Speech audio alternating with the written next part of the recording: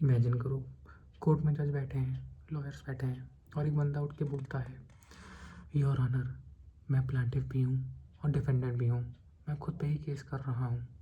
हाँ, ये कोई स्टैंड अप स्पेशल नहीं है, ये रियल लाइफ है। आज की कहानी एक आदमी है जिसने खुद पर ही $5 मिलियन का केस कर दिया और बोला था, साहब पैसा मेरी तरफ से स्टेट दे देगी ना। इस कहानी का हीरो या विलन या दोनों एक ही आदमी है जिसका नाम था रॉबर्ट ली ब्रॉक। 1990 के दशक में ये वर्जीनिया अमेरिका की जेल में बंद था, इंडियन क्रीक करेक्शनल सेंटर। 30 साल की सज़ा हुई थी इसको। Crime, breaking and entering plus चोरी, फुल बॉलीवुड स्टाइल में। जेल में टाइम पास के लोग लूडो खेलते हैं, चेस खेलते हैं, टीवी देखते हैं। भाई साहब ने सोचा, नहीं मैं कुछ अलग करता हूँ, मैं लॉ के साथ ही लूडो खेलता हूँ, और उन्होंने लिख डाला एक 7 पेज का हैंड रिटन लॉ सूट। अब सुनो केस का लॉजिक, जो इंजीनियरिंग एंट्रेंस एग्ज़ाम से भी ज़्यादा ट्विस्टेड है। ब्रॉक बोलता है, 1993 में मैंने शराब पी जो मेरे रिलीजियस बिलीफ के खिलाफ है। शराब पी इसलिए क्राइम किया, पकड़ा गया, जेल आ गया। इस सब से मैंने अपने ही सिविल राइट्स का वायलेशन कर दिया। गलती भी मेरी है, राइट्स भी मेरे हैं, तो मैं खुद पे ही केस करूँगा। फिर आता है असली 200 IQ मूव। वो लिखता है, मुझे खुद को $5 मिलियन दे देना चाहिए, लेकिन मैं तो जेल में हूँ, काम भी नहीं कर सकता, तो स्टेट मेरी तरफ से पैसे दे दे। यही प्लान था उसका। पेपर्स पे डिफेंडेंट भी खुद, प्रैक्टिकल में पेमेंट गवर्नमेंट करेगी। देसी स्टाइल में बोलो तो बिल मेरे नाम से बना दो, पेमेंट तो पापा कर ही देंगे। ब्रॉक ने सिर्फ अमाउंट नहीं लिखा, पूरा एक्सेल शीट बना दिया।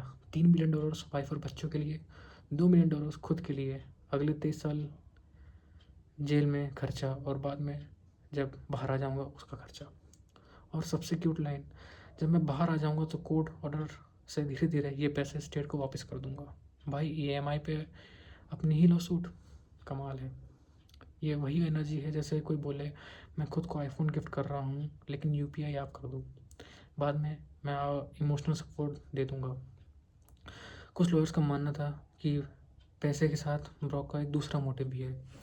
आइडिया ये हो सकता है कि अगर मैं ऐसा अल्ट्रावेट केस फाइल कर दूं तो कोर्ट को लगेगा ये बंदा थोड़ा मेंटल लग रहा है और मुझे प्रिजन से निकाल कर मेंटल हॉस्पिटल में भेज देगा, जहाँ सिक्योरिटी थोड़ी सॉफ्ट होती है और लाइफ थोड़ी आसान। मतलब भाई का प्लान था या तो 5 मिलियन मिले या कम से कम जेल से ही ट्रांसफ़र मिल जाए, दोनों में से कुछ नहीं मिला। स्पॉइलर, दोनों फेल। केस गया फेडरल कोर्ट के पास। जज थी रेबेका पीच स्मिथ। कंप्लेंट पढ़ा, शायद उनका भी चिपसेट 2 मिनट के लिए फेल हो गया। फिर उन्होंने ऑर्डर में लिखा, प्लांटिफ ने सिविल राइट्स का लिटिगेशन के इनोवेटिव अप्रोच दिखाया है, लेकिन क्लेम और जो रिलीफ मांगा दोनों टोटली लिडिकुलस हैं, मतलब बिल्कुल ही कचरा बकवास। केस को ऑफिशियली फ्रिवलेस बोलकर डिसमिस कर दिया। लॉ के लिए ये केस एक एग्जाम्पल बन गया कि फ्रिवलेस लॉ सूट का क्या करना चाहिए। ऐसे केसेस जहाँ लॉजिक ही नहीं, सिर्फ अटेंशन, टाइम पास या सिस्टम का मिसयूज़, कोर्ट उनको जल्दी से डिसमिस कर सकते हैं।